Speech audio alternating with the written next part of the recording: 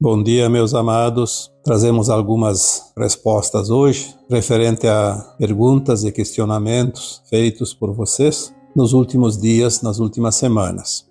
Trago hoje algumas respostas específicas relacionadas a pessoas que nascem com deficiência física e mental, alguns sintomas, dor na coluna, como alergia, que é o que foi questionado aqui. Também sobre uma questão que foi trazida sobre um casal com 2 filhos e os dois se suicidaram, coincidentemente, com 35 anos. Tem outras pessoas que dizem, eu quero ajudar, mas não tenho ferramentas, como proceder? Outros questionam, como fica a nossa individualidade perante a mônada e perante a alma, a nossa alma, porque somos um fractal, obviamente. E também um tema bastante comentado sobre o anticristo. Quem é o anticristo? Há especulações que seja esse, aquele, fulano, ciclano, beltrano. E na verdade a coisa está bem longe disso. Nós vamos trazer aqui também alguma coisa sobre este tema. Então vamos lá. Uma pessoa que acompanha aqui o canal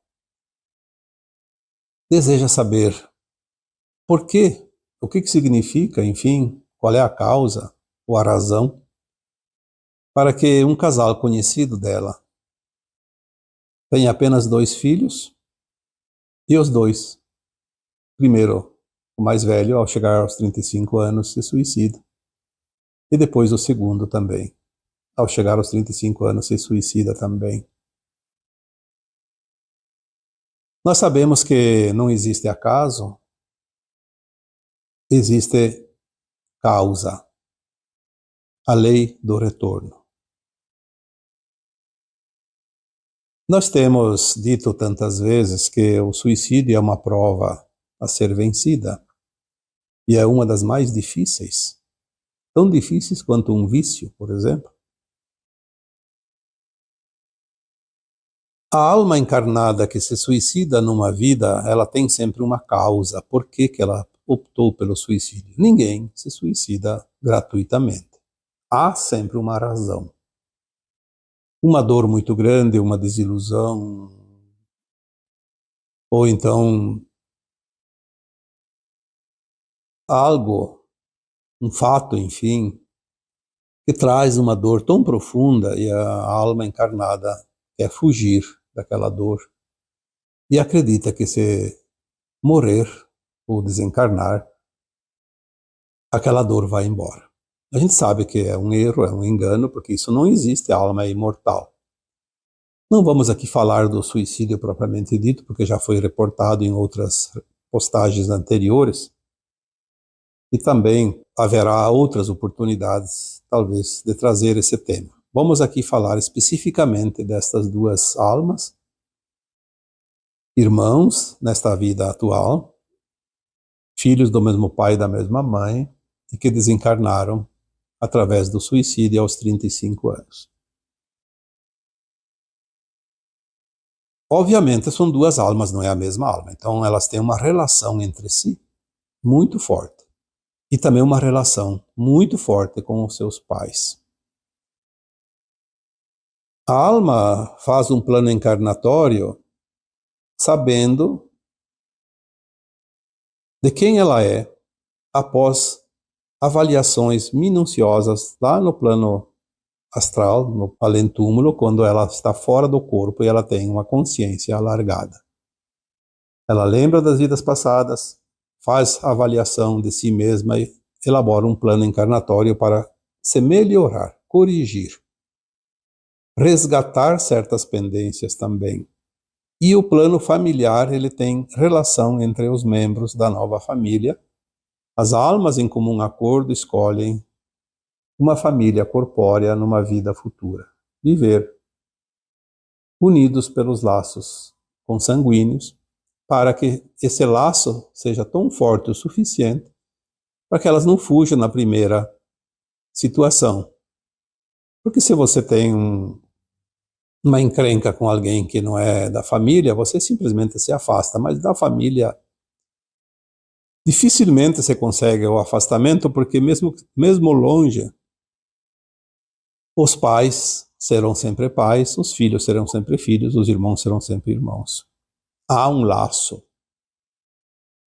de sangue, como se diz, que mantém ligados. Segundo as orientações que nós temos, os fatos que acontecem nesta vida, elas estão intimamente ligados a fatos que aconteceram em outras vidas passadas.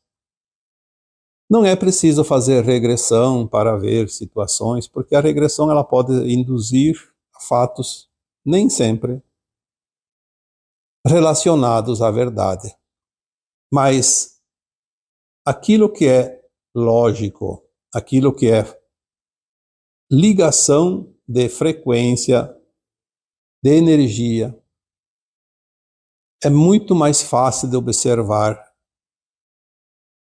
pela vida atual aquilo que aconteceu em vidas anteriores. Quando nós trabalhamos com essas terapias reencarnacionistas, nós temos sempre a possibilidade de aventar possibilidades que são as causas dos fatos de hoje. As possibilidades das causas, geralmente de vidas passadas, porque se fosse desta, as pessoas teriam a lembrança. Vamos aqui para este caso. Os dois irmãos têm uma ligação muito forte de uma vida passada entre si e com os seus pais também. Porque os pais de hoje é o mesmo pai, a mesma mãe para os dois.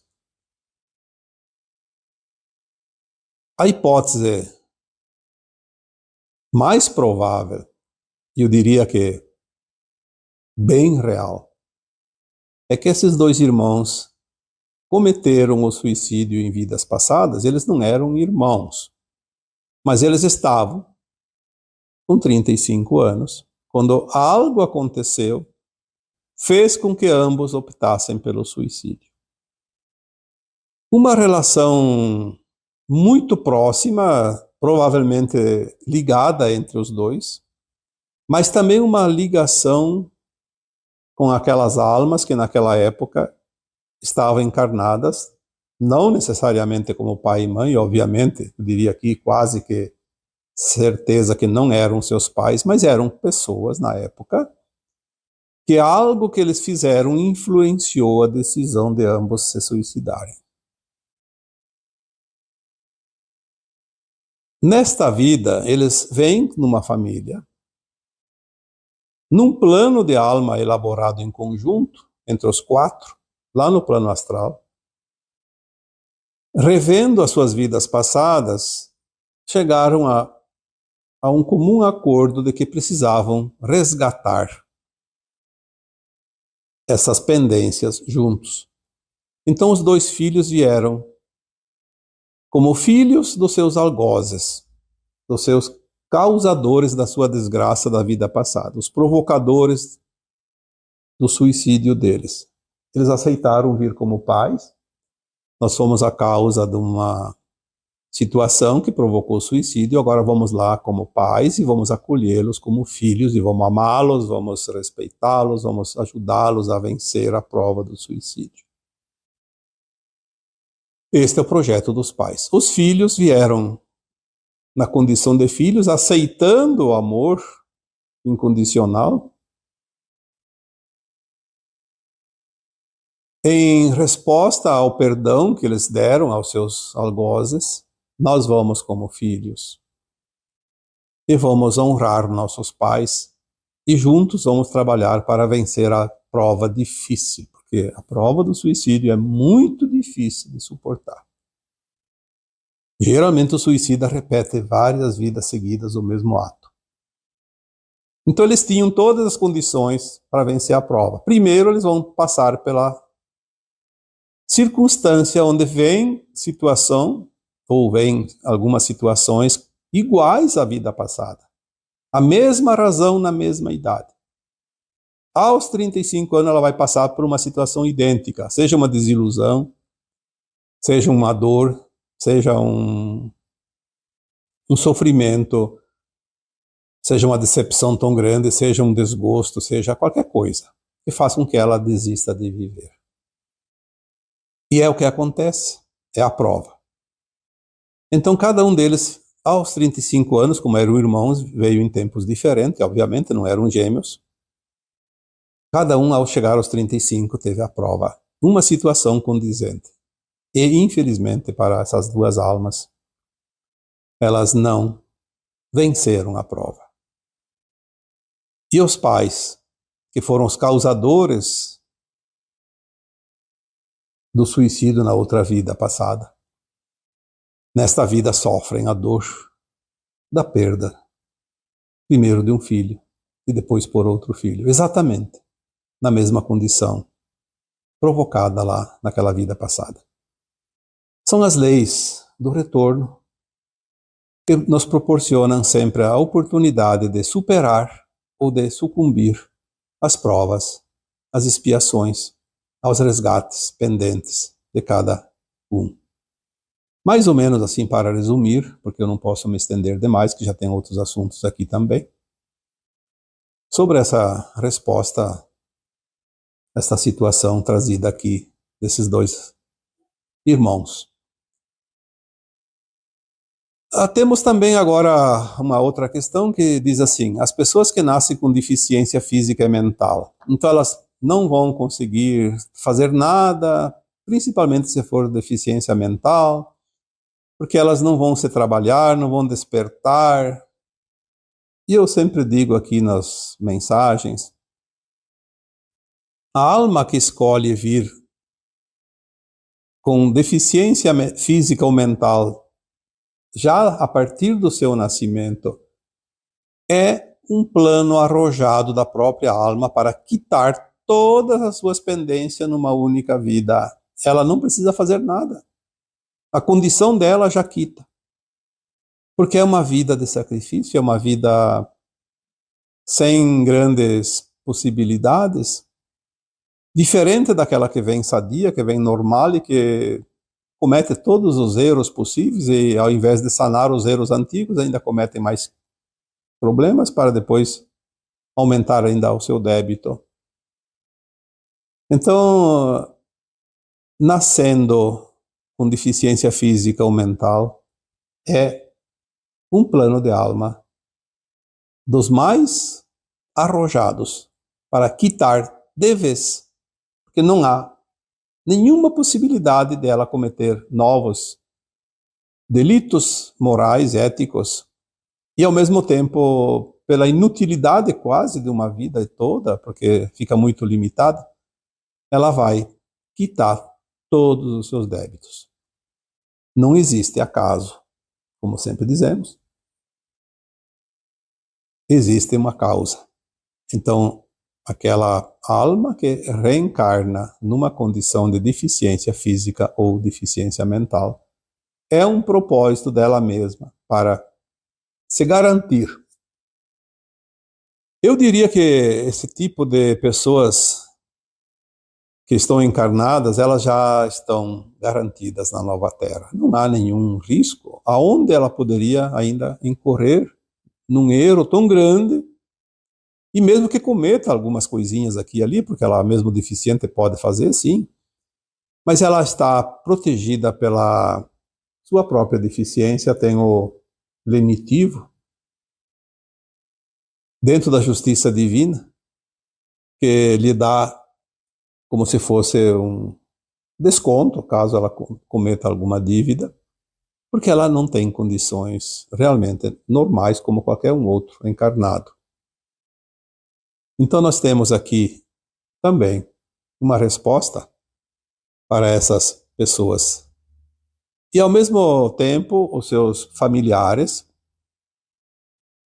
como no caso dos dois filhos que se suicidaram aos 35 anos, aqui também os familiares dessas almas encarnadas com deficiência física ou mental têm participação na causa que elas cometeram lá atrás e que justificou agora esse resgate doloroso. Porque os familiares também sofrem.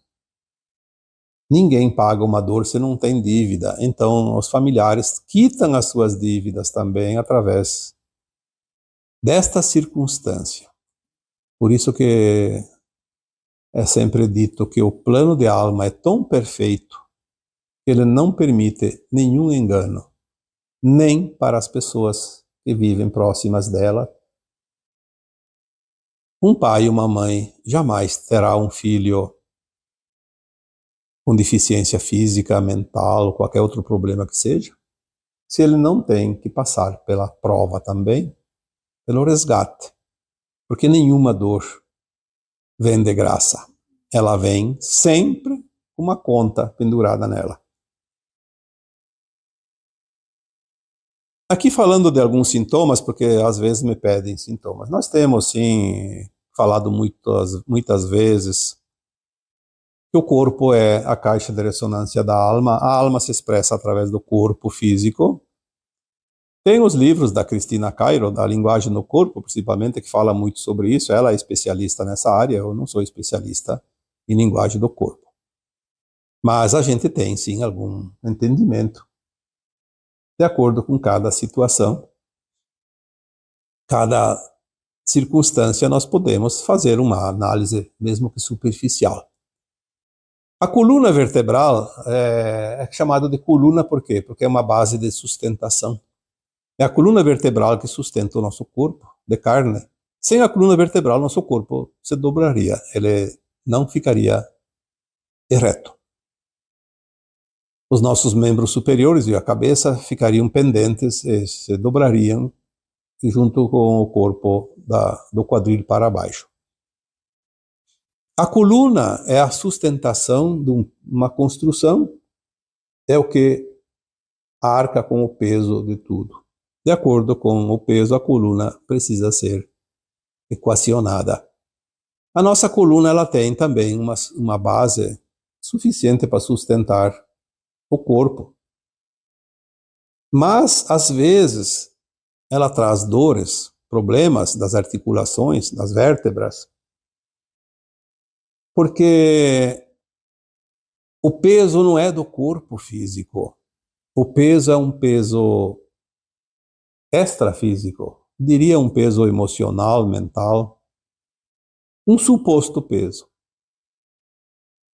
Quando há um peso a ser carregado, a coluna vai mostrar, ela vai agir, ela vai dizer para você que peso você está carregando além do normal, porque o teu corpo eu aguento, mas outros pesos eu não suporto. Então, é preciso entender isso e analisar. Quando tem um problema de coluna, qual é o peso, principalmente emocional? Quem é dentro da família, dentro do quadro de relacionamentos que está sendo um peso exagerado para a pessoa? Quando se liberta do peso, a coluna vai começar a sentir um alívio. Às vezes o problema chega a um ponto que não tem mais volta. Aí, às vezes, é preciso uma cirurgia, é preciso fazer uma correção, um tratamento extra. Mas se a gente ainda não está com o problema realmente comprometido, identificando o problema, compreendendo, aceitando e soltando, a dor também vai embora. E a alergia também, através da linguagem do corpo. A alergia é um sintoma de algo estranho querendo se apossar de nós. Não é só quando a gente come algo que provoca alergia. É porque a energia daquilo que se come, ela ativa um fator emocional dentro de nós. Então, aquele alimento representa um quadro perigoso de alergia para o corpo, porque ele tem uma energia relacionada. O alimento é uma energia que nos abastece. Às vezes não é o alimento que produz a alergia, é uma alergia intermitente. Ela vem, vai embora, às vezes fica muito tempo, às vezes não conseguimos nos libertar dela, mas ela sempre está relacionada a algo que nós queremos nos livrar. Ela mostra que tem algo intruso, uma energia intrusa, um elemento estranho, e o corpo precisa mostrar que ali tem algo que nós precisamos limpar, se libertar. Eu diria que a maioria dos quadros alérgicos, eles têm uma causa emocional. Identificar essa causa e mudar aquilo que causa isto é também a cura na sua origem. Nós sabemos que os medicamentos são muletas, eles ajudam bastante a equilibrar, mas a cura sempre está na causa que ocasiona a alergia, como qualquer outro sintoma, qualquer outra doença. É preciso, dentro do possível, identificar e mudar para que aquele elemento causador seja também transmutado, não havendo mais a energia que alimenta, o sintoma vai embora. Aqui tem alguém que colocou a seguinte questão: eu quero ajudar, mas não tenho ferramentas. Olha, eu diria, meu Deus, se o dia tivesse 96 horas, eu acho que eu ainda precisaria de mais um pouquinho, porque é tanta coisa, tanta oportunidade de fazer algo, de ajudar alguém. Eu não consigo imaginar que alguém queira ser útil e não tem ferramentas, não tem oportunidades. Às vezes eu digo para as pessoas que me pedem, porque elas me pedem no particular, e quando é no particular a gente não coloca publicamente, obviamente.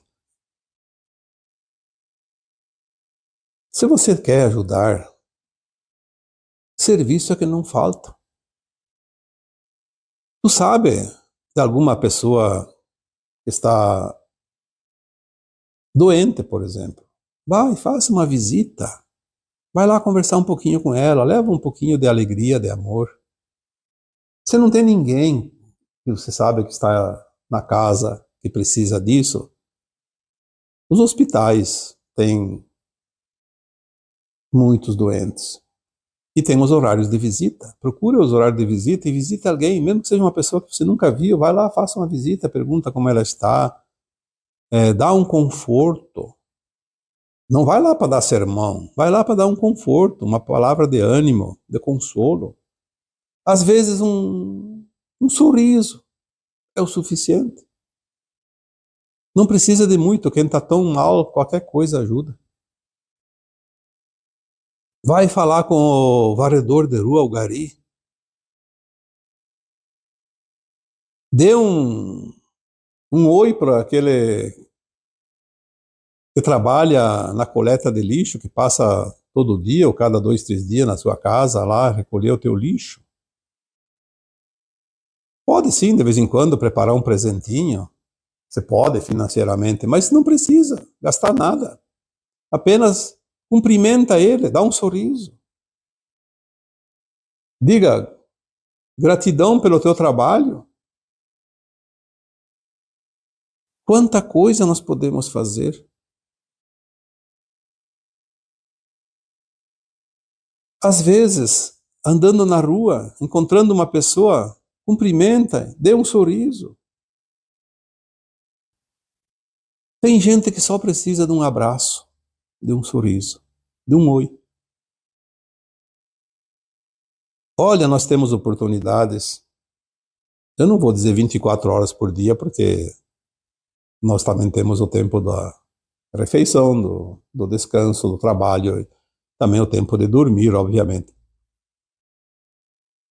Mas a nossa alma não precisa parar. Ela está sempre ativa. Tu está almoçando, pode conversar com alguém que está junto. Está trabalhando, obviamente, dependendo do trabalho. Tem trabalhos que não dá para conversar muito, quase nada também. Mas no intervalo, no início, no fim do expediente, no trajeto, no percurso de casa ao trabalho, às vezes o vizinho, cumprimenta o vizinho, pergunta, tudo certo? Tudo bem? Olha, oportunidade não falta. Eu cheguei a dizer para algumas pessoas, olha, se você nenhuma dessas situações for conveniente, todos nós temos a mania hoje de verificar as redes sociais e lá tem de tudo. Procura assuntos mais ou menos bons, essa fofocaiada que tem ali, essas coisas de mentira e críticas, isso aí não vai levar a lugar nenhum. Mas assuntos, qualquer, um assunto, pode ser um assunto banal. Você vê lá que tem qualquer assunto, tem um monte de gente que comenta. Alguns bons, outros desaforados, mas de repente um comentário lá que você acha interessante, confabula com aquela pessoa, troca uma ideia, dê uma resposta, sempre com amorosidade, sem confusão, porque o que mais tem é confusão. Eu sempre digo, se eu não tenho onde entrar, entra na minha página, tanto no Facebook quanto aqui no YouTube. Leia os comentários, comente com as pessoas, troque ideias. Sempre, obviamente, com interesse de ajudar, de forma amorosa, respeitosa. Quanta coisa nós podemos fazer. Então, dizer que não tem ferramentas? O que são as ferramentas?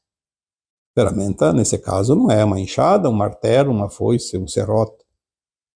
É a nossa disposição ou a disponibilidade de ser útil. Simplesmente querer ser útil. Oportunidade não vai faltar. Aí temos também uma outra questão. Como fica a nossa individualidade perante a mônada e a alma? Bom, nós já falamos aqui que nós precisamos entender quem nós somos. Nós não somos a última bolachinha do pacote, não. Nós somos uma parte de uma consciência que somos nós mesmos em muitos pedaços. Esta consciência maior nós chamamos de mônada. Ela começa com a semente da fonte, o átomo semente divino, a centelha de luz da fonte, o nosso espírito, o nosso eu superior. É uma semente que sai da fonte criadora. Nós somos essa semente, mas ela é uma semente grande demais, que sozinha ela não consegue muita coisa, ela precisa se dividir. Esta semente é a nossa consciência. A consciência total. É como se fosse lá um barril de água. Ela se divide em 12 superalmas, depois dessas 12 mais 12 forma 144 superalmas, depois essas superalmas se dividem em almas, que são milhares, e as milhares de almas se dividem cada uma em milhares de, sei lá quantas, mas a gente não tem esse número, de fractais. E nós somos o fractal, somos uma parte mínima da nossa própria consciência. Então, este fractal é hoje o meu eu individual nesta condição de consciência. Eu não tenho noção das outras partes acima, porque o que está abaixo não consegue acessar o que está acima. O que está acima sabe quem está abaixo e sabe o que está fazendo e está absorvendo todo o experimento feito. Então, a minha experiência como fractal passa em tempo real para a minha alma, a qual eu me desmembrei como um fractal, Da minha alma, ela passa para a sua superalma, a qual ela se desfragmentou também, e lá da superalma já vai para o meu eu superior. Então, significa o quê? A minha experiência aqui em tempo real é passada para as minhas versões mais elevadas de mim mesmo, da minha consciência. Esse meu individual, ele se transforma no meu eu coletivo, da minha mônada. Nós vamos completar essa experiência como fractal. Existem muitos fractais meus, da minha alma, em outros lugares que eu não sei. Não me interessa saber porque eles estão fazendo experimentos diferentes do que eu estou fazendo aqui. E o que conta para mim agora é o meu experimento, essa consciência que eu sou. Eu tenho consciência dessa minha consciência. Eu passo por situações de aprendizado, de erros e acertos, independente dos outros pedaços da minha consciência maior. Quando eu completar todos os experimentos neste mundo, nessa escola de provas e expiações, eu termino esse ciclo e vou ser absorvido pela minha consciência acima, que é a minha alma, e vou me encaixar nela como eu novamente. Eu não vou ver uma outra parte minha, apenas a minha consciência vai se alargar. Eu serei uma consciência muito maior, que tem um conhecimento, um entendimento que antes parecia impossível. Então nós vamos continuar subindo. Não tem nenhum problema. Mesmo quando eu for fazer a minha ascensão e me integrar a uma versão minha mais elevada, eu continuo ali, então, se eu sou um fractal, uma alma. Mas eu ainda não sou uma super-alma. Mas a minha alma vai trabalhar para levar conhecimento para a minha super-alma, e a minha super-alma vai levar o conhecimento para o meu eu superior, o meu espírito, que é o átomo semente. É um movimento espiral, sobe e desce, se divide, se junta, se acopla, depois se divide lá adiante novamente, experimentos. Quer dizer, é uma consciência que é grande, se divide em partes, busca o seu conhecimento, volta com aquele conhecimento, se integrar, vai subindo, se mistura com o seu todo, com o seu eu superior, com a consciência total, e depois, lá adiante, pedaços e pedaços vão se desmembrando novamente, fazendo outras experiências. E assim é a vida eterna. Não há fim. É difícil compreender enquanto temos a consciência muito limitada, mas agora nós estamos com a consciência se abrindo e vamos começar a entender também a mônada, o nosso eu verdadeiro, a nossa consciência verdadeira. E vai ser maravilhoso. E não vai ter problema nenhum, porque a gente simplesmente amplia. Não deixa de ser o eu, que eu sou. Não vou conhecer outras partes como fosse conhecer pessoas. Eu apenas vou ser integrado e não vou nem perceber que ali tinha outro acima de mim, com uma consciência maior. Eu vou ser aquela consciência maior. Enfim, não tem muito o que falar sobre isso, porque as nossas interpretações ainda estão limitadas, mas aquilo que eu sempre digo, você hoje não é mais o mesmo de 1 ano atrás, de 10 anos atrás, você já mudou muito, você muda todo dia e cada vez mais rapidamente. E por fim eu trago aqui mais o tema, que é o anticristo. Quem é o anticristo? Aí eu pergunto, quem é o Cristo? Quem é Deus? É uma figura? É um personagem?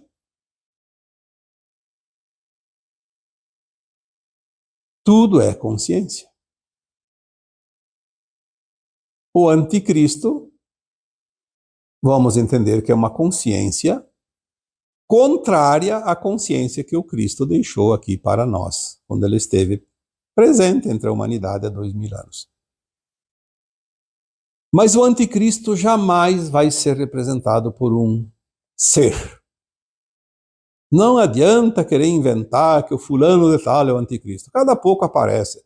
O fulano lá é o anticristo. Outro é o anticristo. O anticristo vai voltar, vai chegar, vai vir. Não. O anticristo existe aqui na Terra desde que o Cristo chegou. Quando a consciência crística do Jesus, filho de José e Maria, corporificou-se aqui na Terra e começou a sua missão crística, começaram também as forças contrárias da consciência crística. Porque existe a luz e existe a sombra em cada um de nós.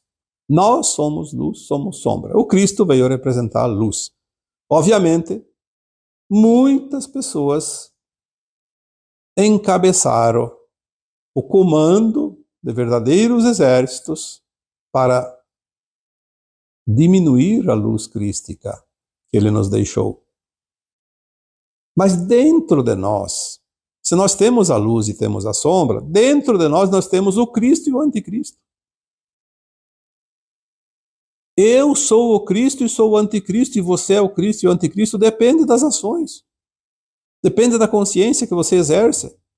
Depende da tua intenção. Toda vez que eu fizer algo que vá contra os princípios éticos que o Cristo nos deixou, eu estou exercendo o anticristo em mim. Então o anticristo não vai ser jamais uma pessoa, uma entidade, um ser. É parte da consciência humana que está trabalhando a luz e a sombra nesses tempos finais. A luz sempre vai vencer, obviamente. Então o anticristo vai deixar de existir, porque é uma energia que tem fim com a transição planetária.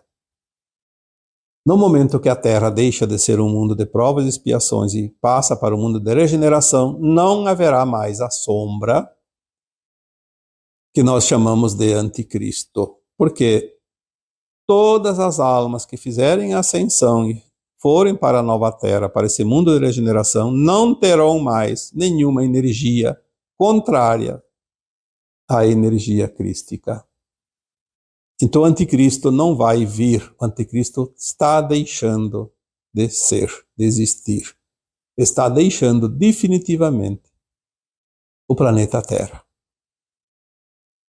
E não é, como eu disse, nenhuma entidade, nenhuma pessoa. É partes das nossas consciências que precisam simplesmente ser iluminadas. Aquelas que não fizerem o trabalho suficiente para iluminar as suas sombras, então aquelas almas irão para outros mundos, ainda de provas e expiações, e continuarão lá como luz e como sombra. Como Cristo não é o governador só da Terra, mas de toda a galáxia. E alguém diz que ele é de todo o universo local, então vamos dizer pelo menos da galáxia. Os mundos de provas e expiações que receberão os deserdados da Terra estarão nesta galáxia. Eles vão continuar vivendo o Cristo e o anticristo, a luz e a sombra. Mas aqueles que fizerem a ascensão se libertarão definitivamente desta energia negativa. Então eu espero ter aqui respondido as dúvidas de quem colocou os temas de hoje. E desta forma, eu vos deixo com o meu abraço de luz em cada um de vocês. Namastê.